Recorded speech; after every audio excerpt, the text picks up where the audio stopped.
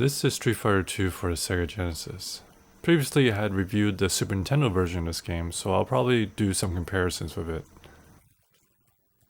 So this game has the famous punch scene, which I think the arcade has. This scene is not in the SNES version for some reason. Why? This is probably the only positive aspect the Sega Genesis version has over this SNES. One issue with the Genesis game is the controller. The default controller has 3 face buttons and a start button. So how do you do 6 attacks with a 3 button controller? You can buy the 6 button Genesis controller for this game, but if you don't have the means to do so, or you just don't want to buy another controller, the solution here is you can switch between kicking and punching with the start button. Does it work? Yes. Is it ideal? No. So what ends up happening is you pick a character which is stronger with punching or kicking. Someone like Ryu would probably be better with mostly punching.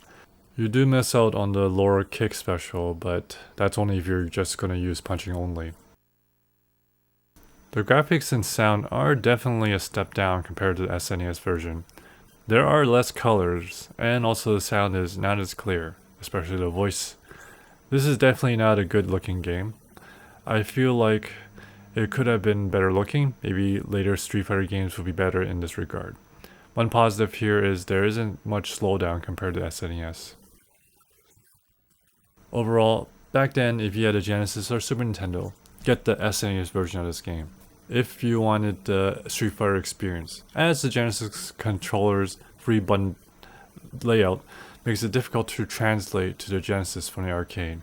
Or you could just find a friend with the NES, or buy the NES with this game. One quick note is that these games were actually named differently.